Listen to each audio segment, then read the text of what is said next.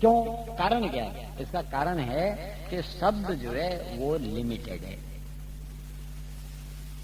बराबर बात समझ में आती है ना? अच्छा, और जो वास्तविक वस्तु है जिसको तुम स्पष्ट करना चाहते हो कुछ, वो तो अनलिमिटेड है। बोलो, जो सर्वव्यापी है, जो अनलिमिटेड है, जिसकी कोई लिमिट नहीं है, जिसका कोई और छोर नहीं, भगवान की कृपा का कोई आदि अंत नहीं है, कोई और छोर नहीं है, उसकी कोई सीमा नहीं। अब उसको तुम शब्द के द्वारा किसी तरह से स्पष्ट करना चाहो तो तुम कैसे स्पष्ट कर सकते हो? बात बनी नहीं सकती, खुलेआम बात है। तो कहने का मतलब केवल इतना ही है दोस्त कि हमको किसी तरह का कोई गुचवाड़ा नहीं रहना चाहिए, हमें गुचवाड़ा नहीं। आगे क्या होता है, क्या हो सकता है मेरी अपनी भी हरकत क्या है, चेतना की बहुत बार ऐसी स्थिति रहती है कि चेतना बहुत सी बार भीतर से बाहर खींच के लानी पड़ती है। तो जो खींच के लानी पड़ती है तो उसके खींच के लाने के बाद में जो है अटेंशन उधर दे करके उसका जवाब देने के, समाधान करने की कोशिश की है, फिर भी बहुत सी बार इररिलेवेंट जवाब आ जाते हैं। तुमको ही ऐसा लगने लगे यार स्वामी जी को कुछ पता नहीं लग रहा, कहीं उलझी उलझी बात कर रहा है। तो उलझी हुई बात नहीं है क्या कि वो भीतर से गहरे में से वो बाहर उसको खींच के लाया जा रहा है, तो वो अभी भी कहीं भीतर इस गहराई में जुड़ा हुआ है कि उस गहराई की कोई भी आड़ी टेढ़ी बात निकलने लगती है, मगर वो वर्तमान संदर्भ से तो बिल्कुल अलग होती है। ये बात समझ में आती है ना?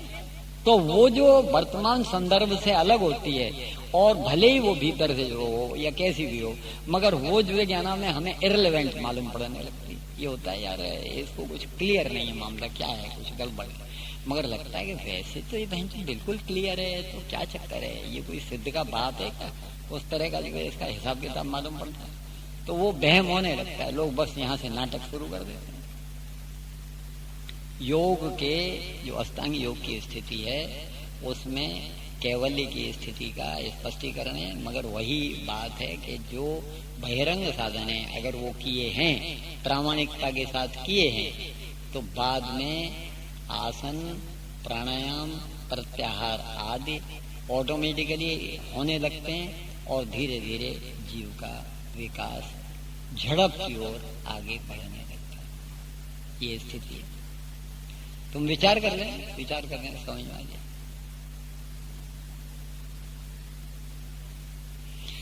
तो बात ये चल रही थी कि जो योग के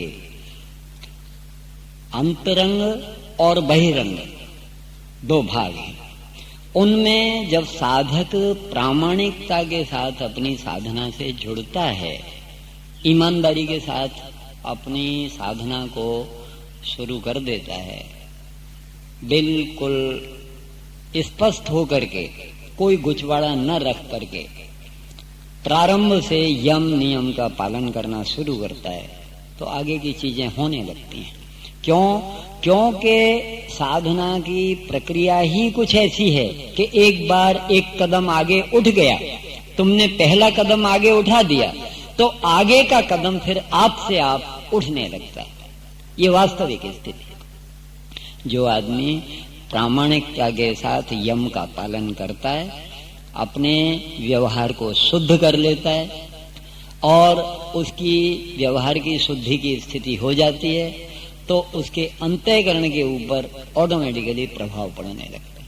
अंतःकरण की शुद्धि का मार्ग ऑटोमेटिकली धीरे धीरे साफ होने लगता है। वो प्रयत्न करता है, जहां वो सत्य, अहिंसा, ब्रह्मचर्य, अपरिग्रह, आस्तेय का जो पालन करने का प्रयत्न करता है, तो नतीजा ये होता है कि जो नियम की स्थिति है, शौच, स्वाध्याय, तप, आत्मसंतोष, ईश्वर प्रणिधान, वो उसके जीवन में अंतःकरण की शुद्धि का आधार ऑटोमेटिकली आगे बनने लगता है।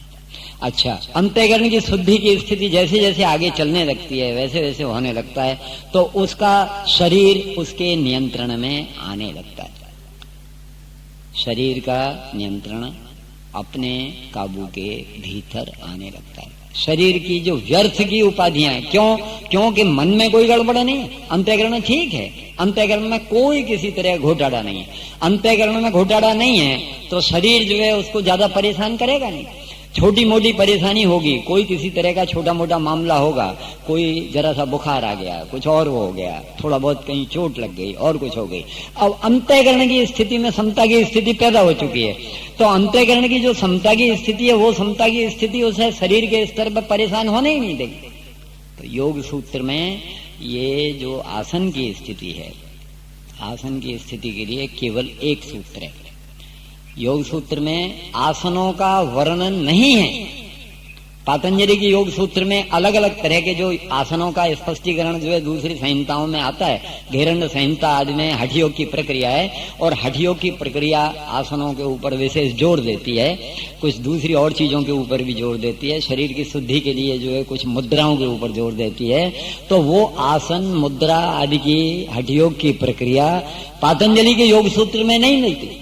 पातंजलि के योग सूत्र में आसन के लिए केवल एक सूत्र है, उसने पातंजलि ने स्पष्ट किया है, स्थिर सुखम आसनम। स्थिरता पूर्वक और सुख पूर्वक दीर्घ काल पर्यंत जिस स्थिति में तुम एक तरह से बैठे रह सको वही आसन है। हलन चलन नहीं करना पड़े, स्थिरता पूर्वक, स्थिर सुखम आसनम। स्थिरता पूर्वक अर्थात बिना हिले जुले, जैसे बैठे हो वैसे के वैसे तुम बैठे रहो। और सुख पूर्वक, तुम स्थिरता पूर्वक बैठे, टट्टार बैठे, मगर कुछ ही देर में दुखावा होने लगा, तुमको असुख होने लगा, तो वो उपाधि का कारण है, असुख भी नहीं। स्थिरता पूर्वक और सुख पूर्वक, स्थिर सुखम आसन। स्थिरता पूर्वक और सुख पूर्वक जिस स्थिति में भी आप बैठे रह सकें वही आसन है। आसन का और कुछ नहीं है। अच्छा, अब अंतःकरण की स्थिति ठीक है, व्यवहार ठीक हो चुका है, शरीर जो नियंत्रण में आने लगेगा, स्थिरता पूर्वक सुख पूर्वक वो अपनी मस्ती में जो है चाहे जब बैठा रह जाएगा उसकी वो स्थिति रहेगी। तो वो जो स्थिति है वो शरीर के ऊपर नियंत्रण कर देगी, शरीर की क्रिया आसन आदि खुद होने लगेंगे। अच्छा, आसन होने लगेंगे, प्राण की प्रक्रिया नियंत्रण में आने लगेगी। अब जो शास्त्र सम्मत स्थिति है, उस शास्त्र सम्मत स्थिति में प्राण की छेड़छाड़ करने के समय वो पहले नाड़ी शोधन कर ले। ये शास्त्र का स्पष्ट है, याज्ञवल्क्य संहिता में स्पष्टीकरण है। याज्ञवल्क्य संहिता इस विषय में स्पष्ट करती है कि भाई प्राणायाम करने से पहले, कोई भी कुंभक करने से पहले पहले नाड़ी शोधन कर ले। नाड़ी शोधन आवश्यक है। अच्छा, नाड़ी शोधन करता है, नाड़ी शोधन के आधार पे प्राणायाम की ओर आगे बढ़ने लगता है। ये जो चीजें हैं थोड़ी गहराई की चीज है, इन गहराई की चीजों में बहुत ज्यादा जो है अपना दिमाग खराब करने की जरूरत नहीं है। जो वास्तविक स्थिति है वो ये है कि इन गहराई की चीजों में बहुत ज्यादा अपना दिमाग नहीं खराब करो और आगे बढ़ो, तुम आगे बढ़ने की कोशिश करो, तुम प्रयत्न करो, तो क्या होगा कि प्राण के ऊपर तुम्हारा नियंत्रण होता चला जाए और व्यवहार तुम्हारा शुद्ध हुआ, अंतःकरण शुद्ध हुआ, शरीर के ऊपर नियंत्रण आया, प्राण के ऊपर नियंत्रण हो गया। इतनी बात हो जाए तो आधी मंजिल तो पूरी हो गई, शुद्धिकरण की जो आधी मंजिल है वो पूरी हो गई। अब तो केवल जो है चेतना का जो हिसाब किताब है, जो मन की प्रक्रिया है, उस प्रक्रिया को दिशा देनी, कुछ नहीं करना, केवल इतना करना है, अरे भाई एक अनंत चैतन्य ये सत्ता है, कुछ नहीं है, ये तो सब ऊपर ऊपर का नाटक है।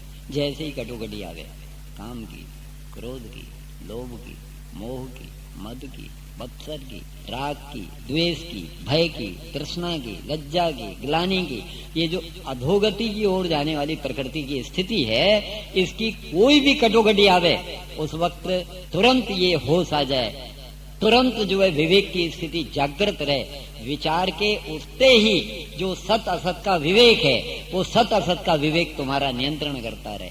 ये जो है तुम्हें तुरंत याद दिला दे कि ये तो ऊपर ऊपर का नाटक है, किसमें माथामारी करता है, इसमें जो है फंसना थोड़ी, ये अपना काम नहीं है।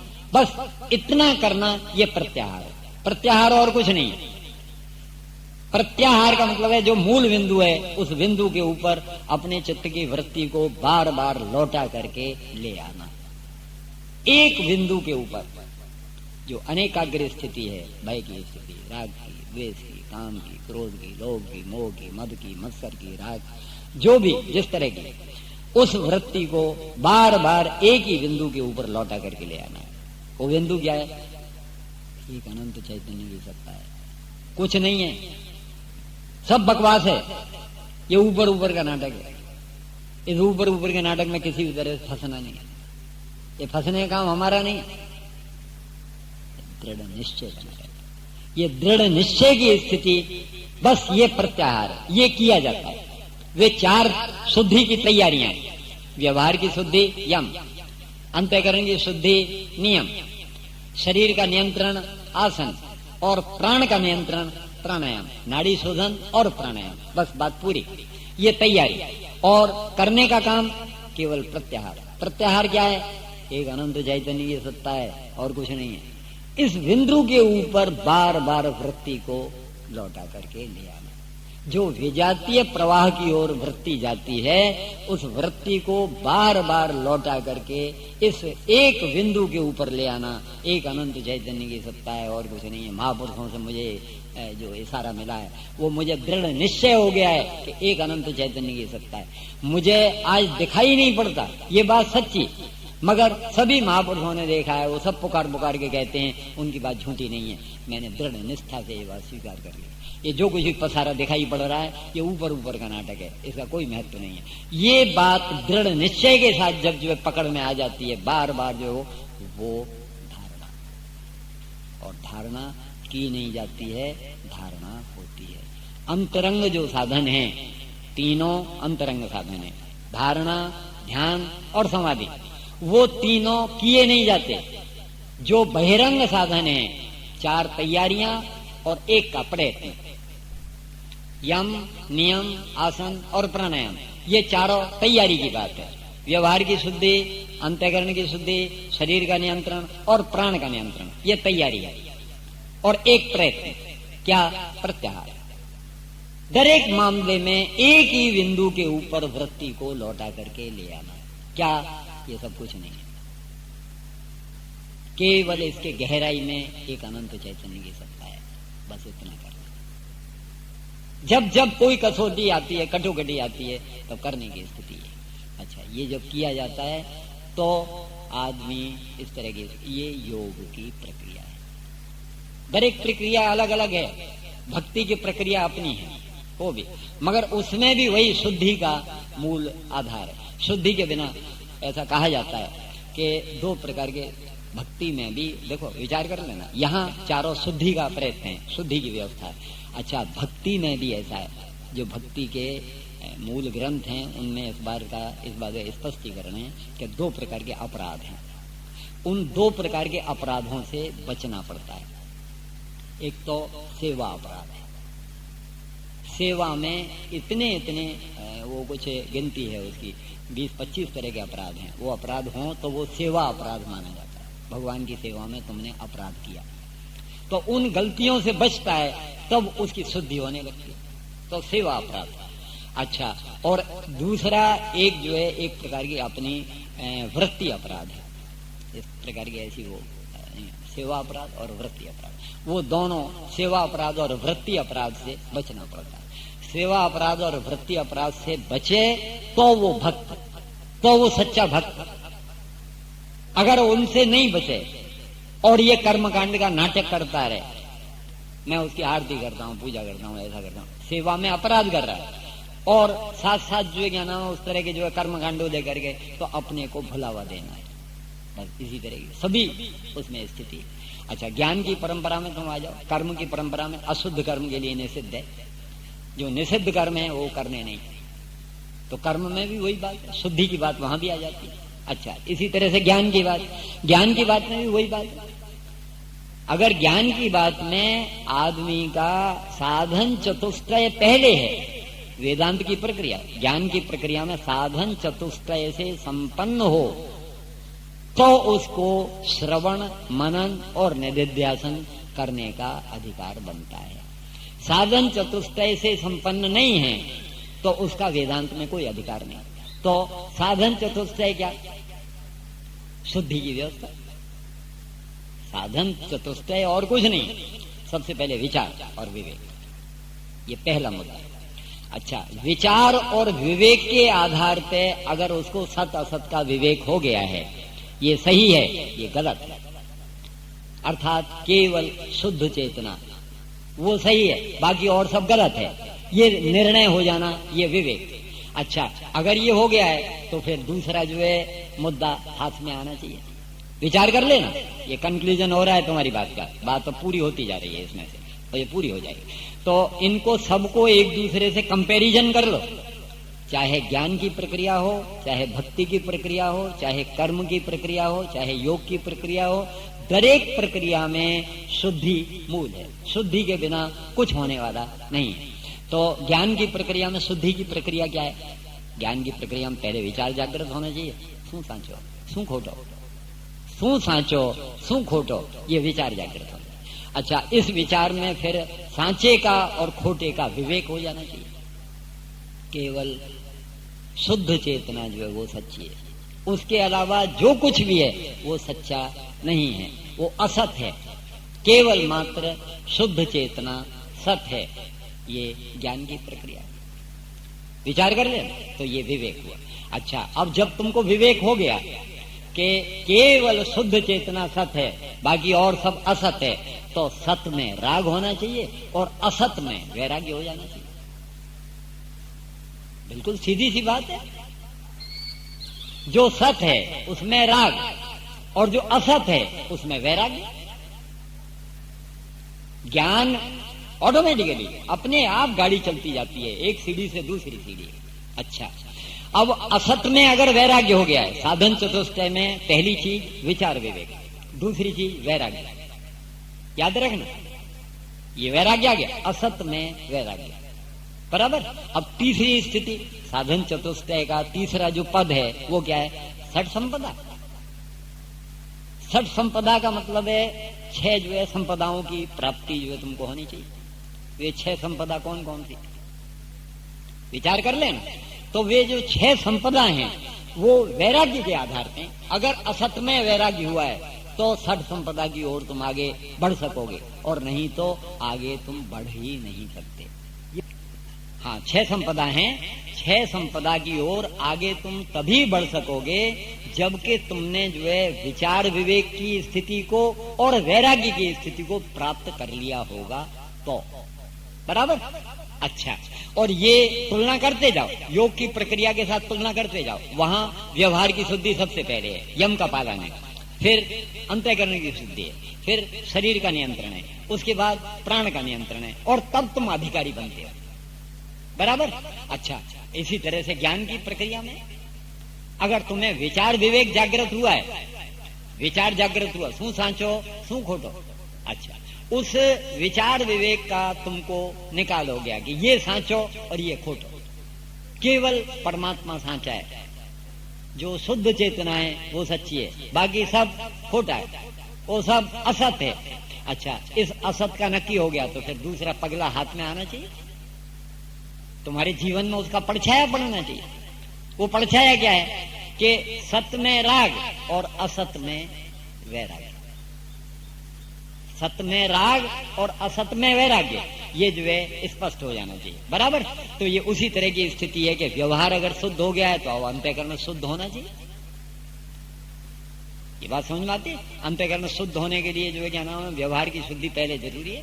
तो सत असत का जो विवेक हो गया है उसके आधार पे असत में वैराग्य हो जाना चाहिए। जो झूठ है, छद है, छंद है, फरेब है, 420 है, दम्भ है, पाखंड है, आडंबर है, इस तरह की जो निम्न कक्षा की चीजें हैं उनमें वैराग्य हो जाना चाहिए। ये बात समझ में आ रही है? तो ये जो वैराग्य हो तो षट संपदा की ओर आगे बढ़ सकोगे। षट संपदा क्या है? शम, दम, तितिक्षा, उपरति, श्रद्धा और समाधान। शम, शम का मतलब है जब तुमको असत में वैराग्य हो गया और सत में राग हो गया तो एक बात नक्की है, सत में राग असत में वैराग्य, ये इस बात की ओर इशारा है कि तुम मन, तुम्हारा जो सम की स्थिति है वो उसका मतलब है मन का शांत होना। बराबर। अच्छा, मन का जो शांत होना है, मन की जो शांत होने की स्थिति है, वो मन की शांत होने की स्थिति शम, वो कब होता है? सत में राग और असत में वैराग। असत में वैराग्य हुए बिना कभी भी मन शांत नहीं होता। बराबर, ये बात समझ में आती है? तो शम जो है, मन का शांत होना, वो असत में वैराग्य का परिणाम है। विचार करिए, असत में अगर वैराग्य नहीं हुआ है तो कभी भी मन शांत नहीं होगा। देख लें, सीधी और दो टूक बात है, असत में वैराग्य हो जाना चाहिए। ये मान लो बाहर प्लेन्थ पड़ी है, 5 साल से पड़ी है, अब इसमें खोपड़ा खराब हो, अरे यार इतने दिन से प्लेन्थ पड़ी है, इसका बनने का काम नहीं हुआ है, इसमें तो 25,000 रुपये खर्च हुए थे, 25,000 रुपये पानी में पड़े हुए हैं, अब तो ये जल्दी होना चाहिए, ऐसा होना चाहिए, वैसा होना चाहिए। वो बोर पड़ा हुआ है, वो तो इतने दिन से बंद पड़ा है, 2 साल हो गए, उसका इंतजाम होना चाहिए, कहीं से भी लाओ पैसा, कहीं से भी कुछ भी करो। अरे भाड़ में जाने जो साले, पैसा आ गया और कुछ होगा तो चालू कर देंगे, नहीं होगा भाड़ में जाए जो चूल्हे में निकले, क्या लेना देना है, अपने कुछ नहीं है। ये बात समझ में आ रही? इस तरह से तुमको जीवन को जीना पड़ेगा, केवल बातों से कुछ नहीं। अभी अशोक से बात हुई, अशोक स्वामी ऐसी गोट फोन करे, कुछ थोड़ा सा ठीक है, हाँ करना बराबर यार, ऐसा करो 15 दिन में एक बार या महीने भर में एक बार कुछ करो। अच्छा, अब अगर हो जाएगा ठीक है, नहीं हो भाड़ में जाना। आपने कहीं कैसे देवानो उतना क्षण पूर्ति उस वक्त बात आई, बात हो गई, हो जाए अच्छा है, नहीं हो जाने दो। कोई वस्तु पकड़नी चाहिए नहीं, कोई गांठ बांधवी नहीं, अपनो काम नहीं, अपने उसी तरह की कदम कदम पे तुम्हारी कसौटी हो जाती है। तो मन की शांत होने की स्थिति शम, तुम्हारा मन शांत हो जाना चाहिए। चेतना है तुम्हारी खुमारी है, तो जलती हुई अगर आग है तो वो आग दिखाई पड़ेगी, मगर वो आग दझाड़ने वाली आग नहीं है, किसी को दझाड़ती नहीं, माथामारी नहीं, अलग हटा देती है। ए भाई तू जा, चल, माथामारी आपने जोती नहीं। जहां तक ठीक हिसाब किताब बैठता है, हाँ भाई कोई स्वार्थ नहीं, किसी से कुछ शोषण करने की वृत्ति नहीं, अपनी सीमा के भीतर जितना बने उतना सहकार करना, और बाकी ज्यादा माथामारी में नहीं पड़ा भाई, इतनी दोस्त।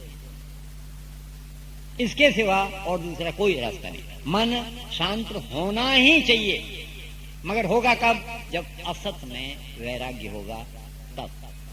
असत के वैराग्य के बिना मन शांत नहीं होगा, याद रखना है इस बात पे। तो मन शांत होना चाहिए। अच्छा, अब याद रखना, मन अगर शांत होगा तो जो है अपनी इंद्रियों के ऊपर नियंत्रण करने की तुम्हारी इच्छा होगी। इंद्रियों का जो विषयों की ओर जाने का सहज स्वभाव है उसका तुम दमन करोगे, वो दम, शम दम, याद रख। अब इंद्रियों का जो सहज स्वभाव है, कर्मेंद्रियों का, ज्ञानेंद्रियों का, वो विषयों की ओर जाती हैं, तो विषयों की ओर उन्हें जाने नहीं देना है, उनको अपने हिसाब किताब में रखना है, नियंत्रण के भीतर जो रहा है उस तरह की व्यवस्था बनी रहे, बस माथामारी नहीं, चल भाई जा, इतनी दोस्त। ये जो स्थिति बनी रहे, इंद्रियों को इसके विषयों की ओर जो जाने वाला मामला है वो सब वाच बनी रहे, अपना जो चौकीदार है वो चौकीदार व्यवस्थित अपना ठिकाने पे बना रहे, सतत सावध बना रहे, बात बराबर, फिर कोई ज्यादा बांधा वाला मामला नहीं। तो दूसरी बात दम, दम का मतलब है इंद्रियों का दमन, शम का मतलब है मन की शांत हो जाने की स्थिति, वो शम।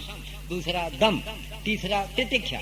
अब जिसने इंद्रियों के ऊपर अपना नियंत्रण किया है, अपने काबू के भीतर रखा है, वो जाकर के सुख में, दुख में, अनुकूलता में, प्रतिकूलता में, मान में, अपमान में सहज हो सकता है। जो द्वंद्व है उन द्वंद्वों का सहन करना, वो तितिक्षा। तितिक्षा और कुछ नहीं। जो द्वंद्व है, सुख तो सबको अच्छा लगता है, मगर दुख जो है वो तुमको विचलित न कर सके, तब समझोगे तितिक्षा हुई।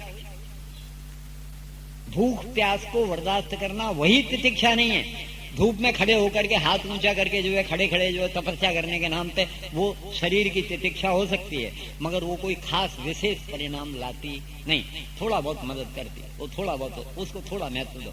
तितिक्षा का मतलब है दरेक प्रकार के द्वंद्वों को सहज होके पसार करने की स्थिति, वो तितिक्षा।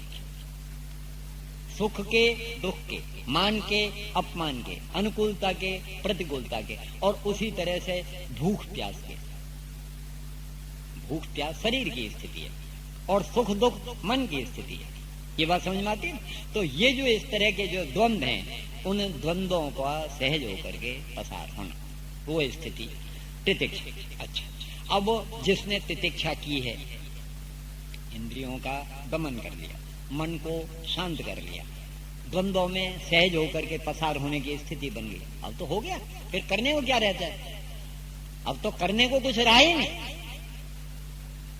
विचार करना, ये तीनों बातें हो गई तो फिर कुछ नहीं रहा। तो फिर क्या होगा कि सत में फिर जो राग हुआ था, वो राग प्रेम का रूप, रति का रूप ग्रहण कर लेगा। उपरति, परमात्म तत्व में शुद्ध जो चैतन्य तत्व है, उसमें रति होनी चाहिए। ऊपर का जो तत्व है, उस ऊपर वाले तत्व में रति पैदा हो, उपरति। और उपरति एक प्रकार की वैराग्य की भी स्थिति है, और साथ साथ उपरति का मतलब है जो शुद्ध, उसमें तुमको इतनी रति हो जाए कि बस कुछ कहने जैसा। भगवत तत्व में प्रेम पैदा हो, रति पैदा हो, तो याद रखना कि उसके बाद में श्रद्धा जागती है। बिना प्रेम के श्रद्धा आती नहीं। जहां प्रेम ऐसा होता है, लेन देन वाला प्रेम है, वहां श्रद्धा नहीं होती, चोर बाजारी होती है, रोज का दंड खंड होता है, रोज का झगड़ा होता है, रोज का कंकास होता है, मियाँ बीवी के बीच में तुम रोजाना जो है झंझट होते हुए देखते हो। किंतु जहां सचमुच का प्रेम होता है, केवल देने की भावना होती है, सचमुच प्रेम है, सचमुच रति है, उपरति हुई है, तो श्रद्धा आ गई। पांचवा बिंदु है श्रद्धा।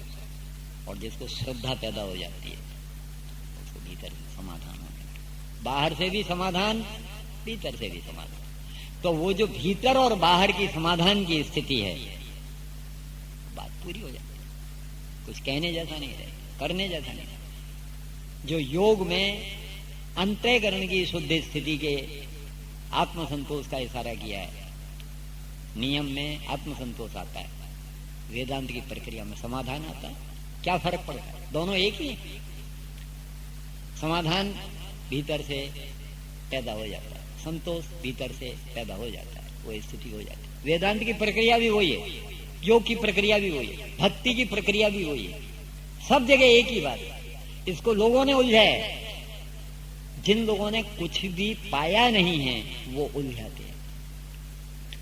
जिसने अपना कुछ भी भगवान की कृपा अनुभव की है, किसी भी प्रकार से, कैसे भी है, तो वो टोंच पे पहुंचता है। टोंच पे पहुंचता है, उसको तुरंत पता चलता है सब रास्ते एक ही है। कहां माथा मारी?